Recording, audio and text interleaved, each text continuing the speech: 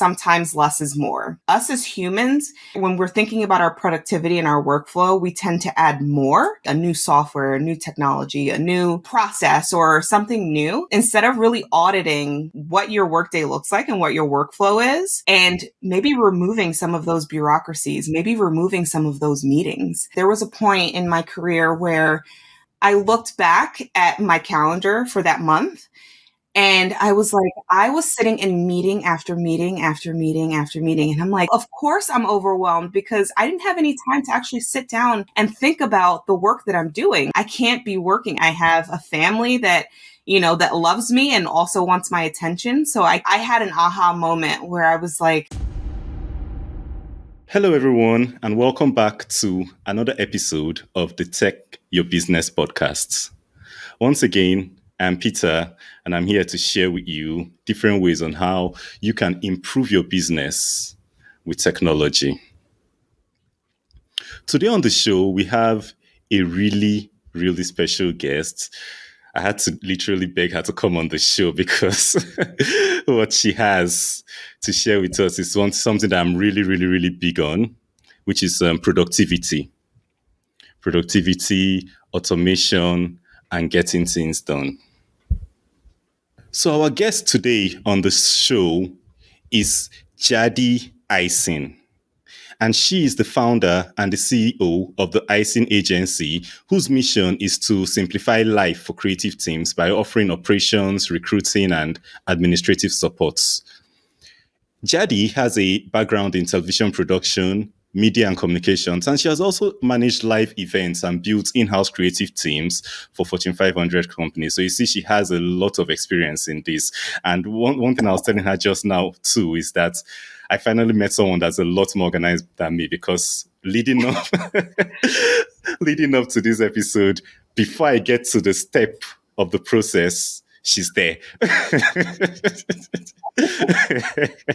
She's there. So she made this really easy. Sorry. Made this really easy and a really pleasant experience. So today, Yari has a small but mighty virtual support agency, the Ising Agency, dedicated to untangling all those little and big knots that trip you up in your business, all those things that slow you down, all those things you're not supposed to do as a business owner, but you end up doing because you feel you should do them. So, Yari Ising, welcome to the show. Oh, thank you so much for having me, Peter. I really appreciate, you and inviting me. Yeah. So I went on your website while researching on the show, and I saw on the website you mentioned going from high stress to hell yes. So can you share your journey of how you went from feeling overwhelmed to being empowered and then going on to found your agency to do this for other entrepreneurs? Yeah, so I think over the course of my career, as you've very nicely mentioned, I've worked with live events and creative in-house teams, and I've done a lot of recruiting. And so over the course of my career, I realized and I noticed that there are people just like constantly overwhelmed, right? They're always, working on something, and like another project comes up and then it distracts them from what they're working on. So that gets put on the back burner. And then, a few weeks later, they're like, oh, wait, I was working on this thing and it's almost done, but I'm not quite there yet. So it's always like a perpetual cycle, I think, sometimes of being overwhelmed and not really knowing how and when to focus your time.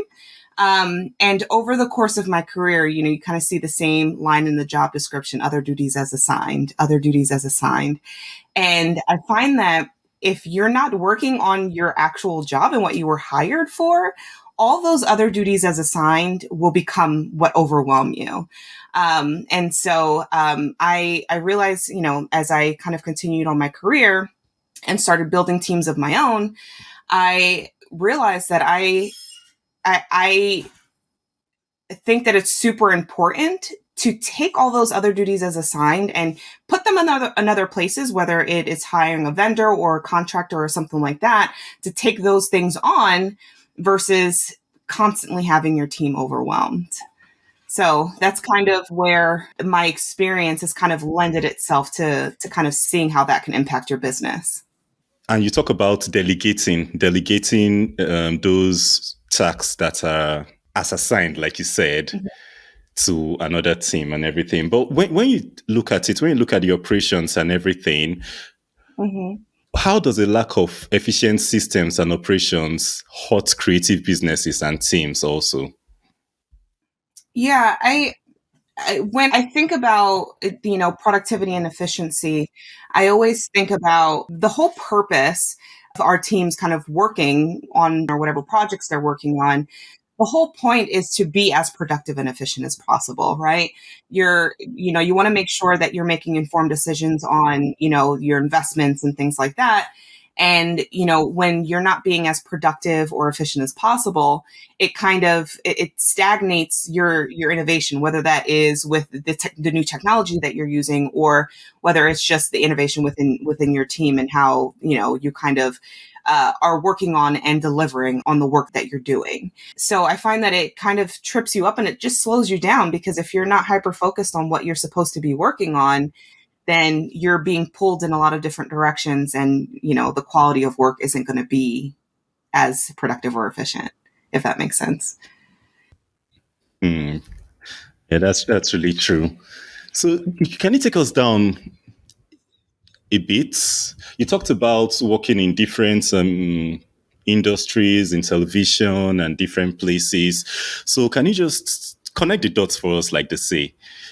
When you look back, what sparked, what in your history sparked your passion for operations, productivity, and this work helping teams work more efficiently? Yeah, I think it all goes back to just myself, just feeling overwhelmed. There was a point in my career where I looked back at my calendar for that month, and I was like, I was sitting in meeting after meeting after meeting after meeting. And I'm like, how? Of course I'm overwhelmed, because I didn't have any time to actually sit down and think about the work that I'm doing. It's always, oh, we'll follow up in another meeting, or we'll schedule another meeting to, to answer the question that came up in this meeting. And so I think like that was a big part of it, where I had an aha moment where I was like, I can't be working. I have two children, I have a spouse, and I have a family that, that loves me and also wants my attention. So I can't be working at, 8 o'clock at night and 6 o'clock at night. And so I started to kind of do a little bit of research on, how are other people managing their work life, and how are other people managing, what research exists. And so it kind of took me down this road of exploration. Really, I read an article by the Harvard Review. I don't remember the title exactly, but the long and short of it and the summary is that sometimes less is more, which I think we all hear, and it sounds kind of cliche, but it really is true, and it's backed by research and science, that us as humans, instead of when we're thinking about our productivity and our workflow, we tend to add more. And that's like our gut reaction is to add more to our plate, a new software, a new technology, a new process, or something new, instead of really auditing what your workday looks like and what your workflow is, and maybe removing some of those bureaucracies, maybe removing some of those meetings. And so that kind of started me on my journey of like, how can I make life simpler for myself and my teams? And once I did that, and once I implemented that less is more mindset and the, essentialism, I don't know if you're familiar with the concept of essentialism. It's a wonderful, it's a book by Craig McKowen, and it's the deliberate and unrelenting pursuit of less. Not saying no for the sake of saying no, but saying no with the intent that you're saying yes to better opportunities or more Yeah. efficient things that you could be working on. So that was a very long-winded answer to your question, but it's definitely a rabbit hole that I got sucked into, and I was like, I need to share this mentality with as many people as I can, because I've worked with leaders and I've worked for leaders that don't really think about the strategic implementation of meetings and these technologies that can make your life easier. So now I want to preach it from the rooftops. I want to tell everybody. At the end of the day, everybody hates meetings. There's this thing they usually say that meeting could have been an email. And I've been in meetings where you kind of thinking to yourself, like, wait, why am I here? Why was I invited to this? The meeting that shows up on your calendar and you're like, okay, I guess I'll go because this person found it important enough for me to be invited. So I'll go. And so on my teams, I tell my people, I'm like, hey, if someone puts a meeting on your calendar, just ask them, what is the agenda and what are your expectations for my role in this? And if I don't have anything, or if you don't have anything to contribute to the conversation, whether it's like, getting information in order for you to do your job or something like that, then just decline it. It's okay to say no. It's even if it's a meeting that I put on the calendar. If you don't think it's useful, say no. That's actually really true, because like what we're talking about, essentialism and minimalism, it ties up with the 80-20 rule, which is something I learned it late in my career when I think about it, because that person you described having so many things to do, overwhelming himself and everything, that was me like 5 years ago. And then I read about the 80-20 principle, and it's like 20% of what you do is responsible for 80% of the results. And when I look at it, it's actually really true. Mm-hmm. It's really true. Yeah. So for other busy professionals like you and me back then, when they face this overwhelm, how would you suggest that they go about to identify the biggest pain points? What I like to do is tell people to do what I did, right? Audit your workflow, audit your processes. I think you can kind of take that step a little later, but audit the work that you're doing, all the tasks that you're doing. And I find that the Eisenhower matrix, I don't know if folks are familiar with that, but you can go on my website and see, I have like an example there of taking a look at all the tasks that you're doing and assign them a category. Is this something that only you can do because you have the expertise, you have the know-how, and only you can accomplish, that task? All right, what are the things that are kind of important but can be scheduled for later? And what are the things that are they're kind of important, but you don't really need to be working on it, so you can just outsource it to someone else? And then what are the things that you think are a good idea and were a good idea at the time when you started doing it, but maybe it's not bringing you the returns that you're hoping for? Maybe it's not doing, you're just working on this because it's something that you've always done, and maybe you could just eliminate it altogether from your workload. You don't have to waste money or anything like that. So that's the first step in making sure that what you're working on is actually important. And then once you've done that and you've trimmed the fat, so to speak, you can take a look at what's left. What's left on your plate? And what things can you implement into your workflow to make that pain point easier, or understand it a little bit more, or evolve a little bit? And maybe that is, I'll use an example of maybe building SOPs, right? You know how your business is running, or you want your business to run, but you keep getting tasked or asked questions like, hey, how do you want this file delivered? Or where do you want me to look for the answer for this? And you keep getting pinged over and over and over again, and it's distracting your day, right? Having good documentation will give the person, whoever's pinging you and asking you questions, it'll give them an answer to their question and say, hey, just look at the SOP. It's here. This is where you can find it. Figure it out. And I found that with proper documentation, it eliminates a lot of those, I don't know if you use Slack or Mattermost or whatever, instant messaging platform you have. It reduces the amount of times that you get pinged because they know that they have a place that they can go and get the answers. So that was one pain point that I just use as an example because it's come up so many times. Mm-hmm. Like, I keep getting pinged answering the same questions over and over and over again. And that's a pain point that we can easily fix. And so I mention all of that to say that the first place to start is really assessing what things you should be working on, what can be outsourced, what can be eliminated.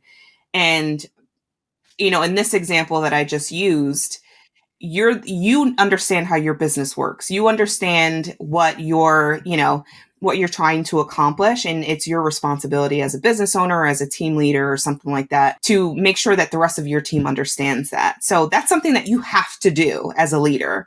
And so building SOPs, that's a solution for it. Again, another very long explanation, but I think it's important to talk about all those points. Exactly. Yes. So you mentioned SOPs. So for the listeners, SOPs are standard operating procedures, just basically breaking down tasks and all that and processes in your business. So when you talk about SOPs, a lot of businesses see SOPs as this complicated, difficult thing only big enterprises should have with the 100,000 pages and everything. So Yeah. so tell us, is that true about SOPs, or is it accessible to everyone? Are they accessible to everyone? I understand what you're saying, and I think a lot of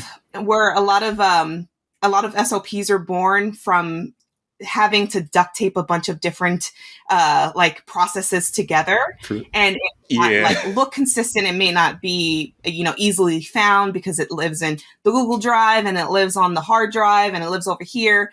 And so I think that there are it's not as complicated, I think, as folks might think it is.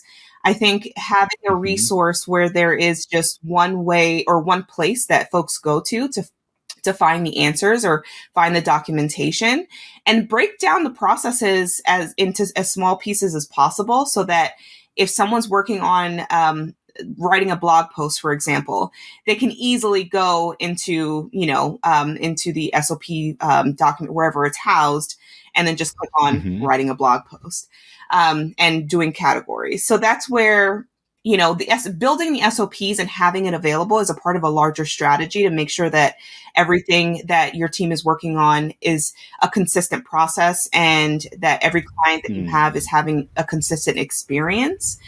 But the actual tactical, which is what I think we as productivity nerds get excited about, is the tech that goes along with it. Like, what tech can I use to accomplish my goal with this strategy, right? And, this isn't a plug or anything, but I find that Notion, I don't know if you've ever used Notion, is the perfect solution for me and my team, because it's very user-friendly. It's very, I can categorize things. So if you're looking for something in marketing, you can look in the marketing section and see all the SOPs that are related to that. And I mentioned Notion because that's what I use personally in my business. But looking at what is the easiest and the simplest implementation for your team is where the fun comes in, right? There are a ton of different resources, a ton of different tech, a ton of different resources that you can use. And Notion just so happened to be what I needed based on all of my requirements. So that's the fun part, right? You know that you need an SOP management system, but it's up to the teams to really figure out and work through what features are most important to you. How do you make sure that all of your team is able to implement it into their workflows because they're not confused by how to use it? That's the thing that that I think trips people up. Yeah. You know that you need a solution. You know that there are so many things out there, and you have to think strategically about what your tech stack looks like. Yeah. That's really that's really true, because I've experienced a lot of that too. And one question that comes out from that is, a lot of times your business has built these SOPs, built these processes, but you have situations where your staff don't stick to these developed processes. So how do you, I'm sure you've seen that happen too. Yes. So how do you ensure that your team members stick to the processes of the business? I'd like to say over communication is the best communication when it comes to that, and making sure that they're free of clutter. So, and I say that because information overload is another really big challenge that we as business leaders and leaders in general have to overcome. And that is, you try to bring in solutions to your problems, right? But sometimes you try to onboard too many solutions and without the proper resources to get folks to buy into it.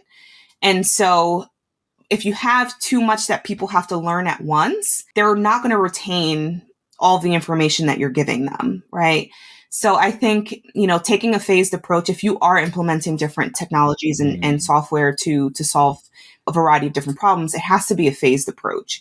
And so, Yeah. using the example of building, an SOP library or resource library, knowing that we are reducing clutter and noise in other areas and other technologies, I try to over communicate. I always say, hey, remember this SOP? You can find it on the page that's linked here. So they know that they can go back to that specific page. And then over time, what I do is, hey, did you take a look at the SOP before you asked me? And it sounds, like sometimes that can come off really rude or blunt, but that's where the transparency comes in because, all right, I've told you several times that you can go back to the SOP and take a look at it. And sometimes people need that direct, did you look at the SOP before you asked me this question? And then it'll help deter them in the future. Like, oh, Jody had that reaction the last time I asked about it. And so I'm just going to check there first. And then it kind of becomes standard practice and over time becomes a part of their day. Yeah, so over communicating, then adopting a phased approach when introducing new technology. So you mentioned Notion. We actually use Notion in doing the back and forth for this interview, and it was really interesting using it. Then, but apart from Notion, what's your tech stack? What other things do you use that help you in automating and managing processes and everything? Yeah. So Notion is my hub for my business. I have all of my wiki lives in Notion, all of my tasking and all of that stuff.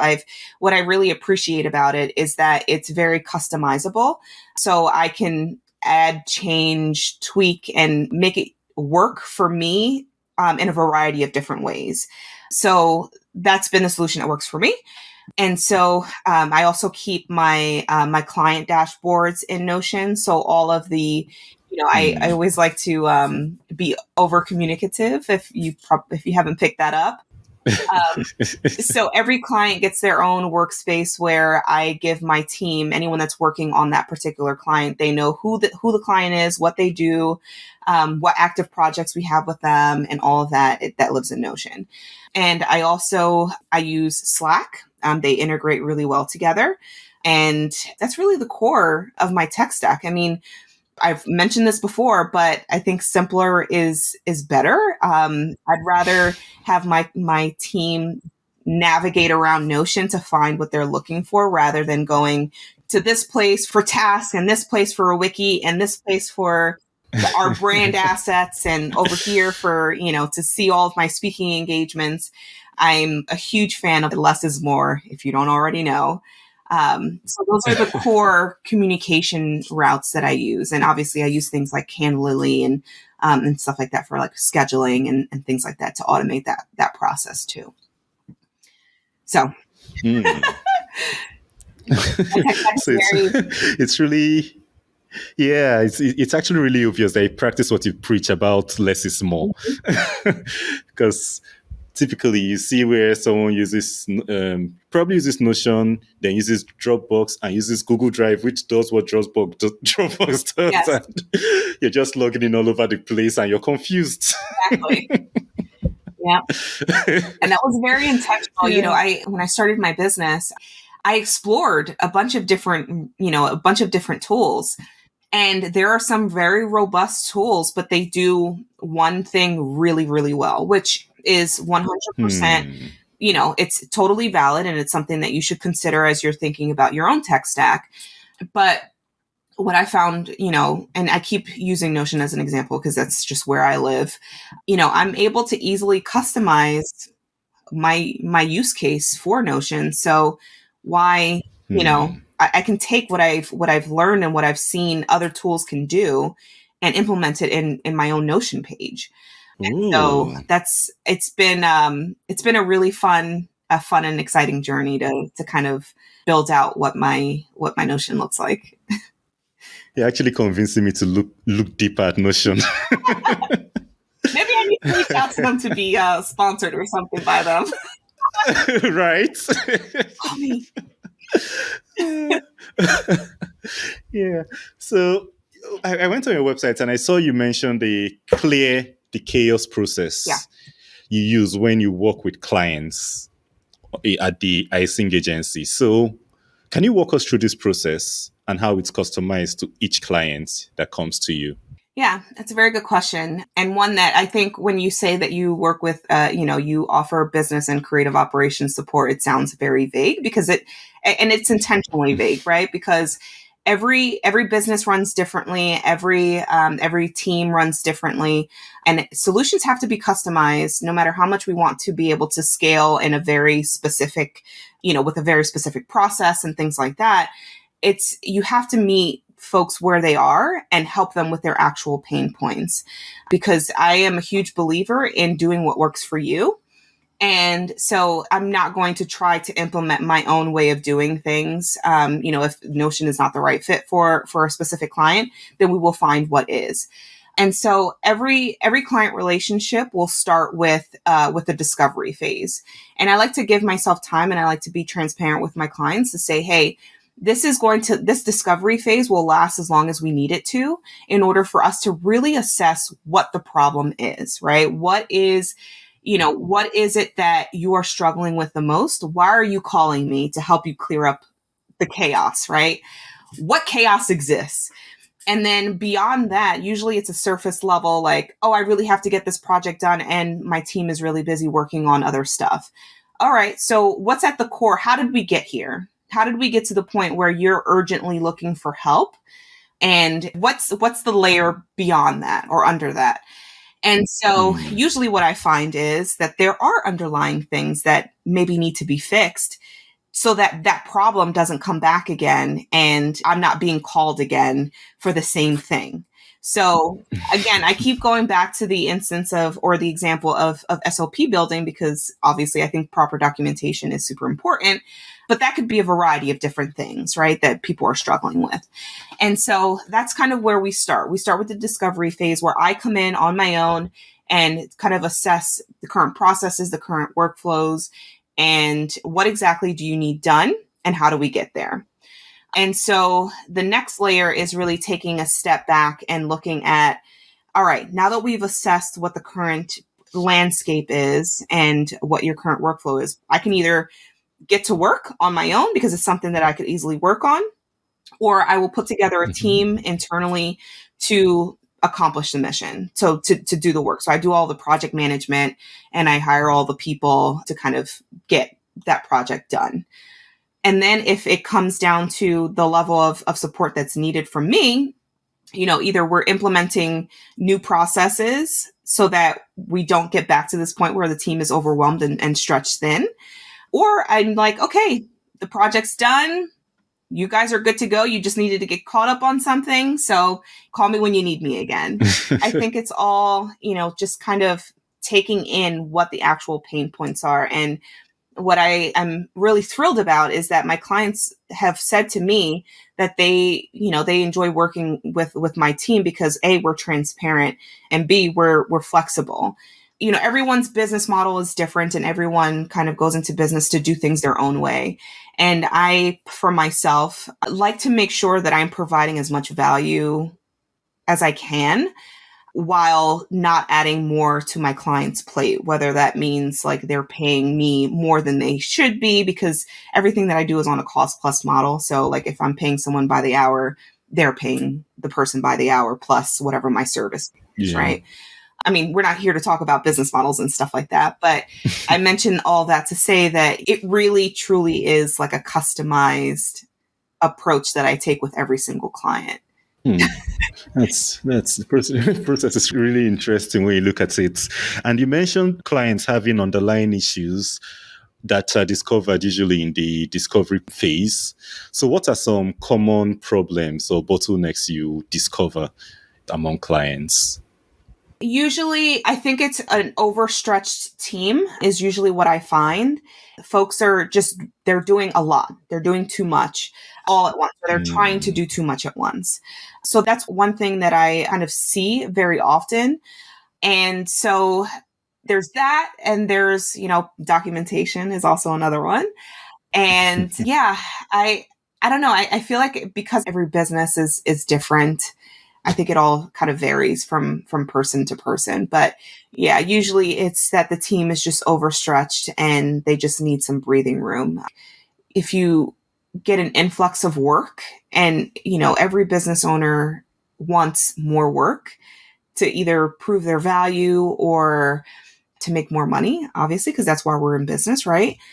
And so you start scaling and building and bringing in all this work, and you mhm. don't really take into account the manpower that goes into it, and sometimes you're just not prepared for the volume. And so sometimes my support means, and this is an example of one of the more recent projects that I've worked on with a client. They ended up getting more work than they were expecting and they were resourced for. And so they got behind on billing. And so, during this transition period, and their end client kind of understood that there was going to be a transition period because the volume of work Yeah. was like huge. It was massive. And so I got brought on to help with making sure that all of the billing was complete. And during that time, while I was helping with the backlog and making sure that they were caught up on billings, they were able to focus on building new processes and being able to kind of set themselves up for success over the long term. So they were able to hire new people and things like that while I worked behind the scenes to kind of take things off of their plate. And sometimes that's all you kind of really need is to be able to like give yourself some breathing room. And that's what bringing, partners like me and like you and stuff like that into, your teams to be able to give you that breathing room. Mm, nice. So typically, an overwhelmed team needs to work with a virtual agency like yours to get rid of that, like you said, to clear the chaos, Yeah. like you said. So, for a company, a lot of companies haven't done this before. They haven't worked with, you said it's creative ops. Hmm. A lot of people haven't even heard about creative ops before. Yeah. So, for a company that's new to working with a virtual agency like yours, what advice do you have for them so that you and them can get started on the right foot? I think working with a virtual agency like mine, and you mentioned creative ops and not really having heard of it. So let me just backtrack a little bit. It helps the conversation into my next point. Back in 2013, so I work, as you mentioned in my intro, I worked in television production in brands and Fortune 500s and things like that. Back in 2013, when I was learning about in-house agencies, only 58% of brands reported having an in-house agency, meaning that they were bringing the creative in-house as opposed to outsourcing to advertising agencies, 100% of the time. They saw cost savings across the board. And they were like, you know what? It makes sense. Let's build our in-house creative teams. Hence, creative operations was a part of that, like building the efficiencies and productivity and things like that within that in-house team to be able to deliver the end product, whether that's creative asset or something like that. And so back in 2013, that was at 58%. And now we are at I went to the Association of National Advertisers in-house agency conference down in Orlando this year, and they reported that it was at 88%. So now we've gone from Wow. having 58% of big brands doing creative work in-house to now I'm sorry, it was actually 84%. And of that 84% of big brands that had in-house agencies producing creative, 88% of them reported that they are seeing a higher workload than they've ever seen before. So I mention in-house agencies because that's kind of the world that I live in, and creative ops, and helping support that kind of client or that particular group of clients. Mm-hmm. And so when we're talking about bringing in outsourced vendors and partners and things like that, you're hiring experts in that particular or that specific thing, right? Whether it's IT operations, whether it's creative operations and things like that, it doesn't matter. You're hiring experts. And so you're saving time and money in having to train someone on specific things. You're saving time and money in scaling.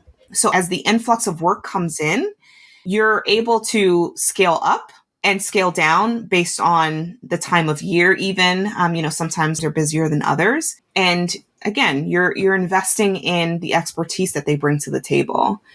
The other thing that I also think about too when hiring contractors is, they're very hyper focused on a specific project because that's what they're being hired for.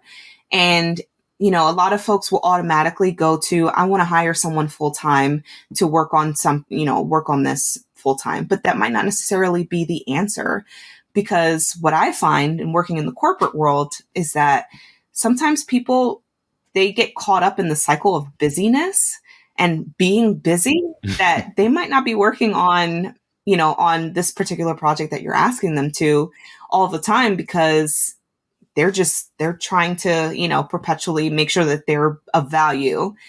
But in the end, they're stretching themselves thin overall.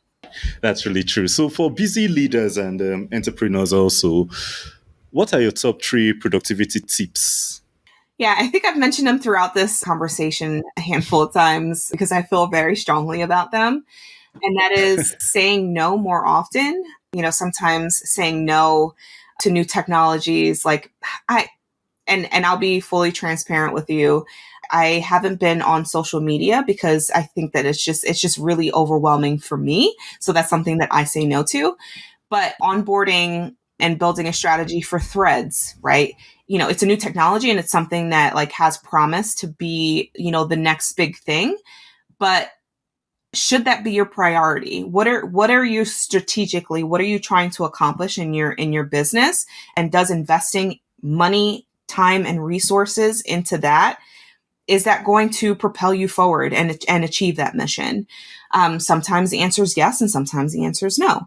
And so not just saying yes because it's something that's new, I think is an important thing to really, really sit down and think about.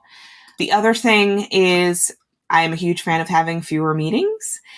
I use Loom right now for my SOPs. I record myself going through a training so that someone can go back and watch it whenever they want. So that's kind of goes hand in hand with the written SOP.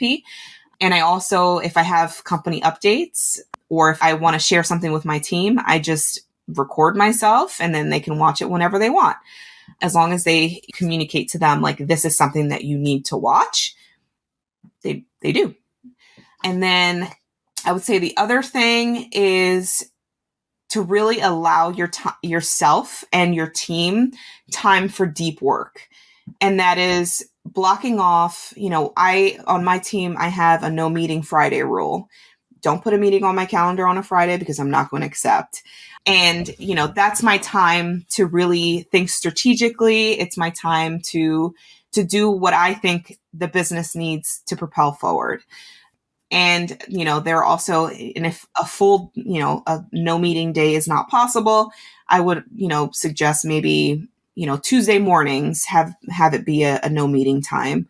And it's not like let's go on vacation and, let's not do anything. It's really dedicated to deep work and things that you have to strategically think about. For me, that's what I actually use Sundays for thinking and planning. So I can just use the rest of the week. Yeah, and what you said about social media is really true, because when you look at it, social media is built to take your time. The notifications, the endless scrolling, everything is just built to suck you in and keep you in. Yeah. Have you read the book Digital Minimalism by Cal Newport? No, I've not read that. Well, No. That's a really good point that Cal Newport actually makes in his book, where It's literally social media's job to keep you engaged. And digital minimalism is another thing that I went down the rabbit hole and I started learning about.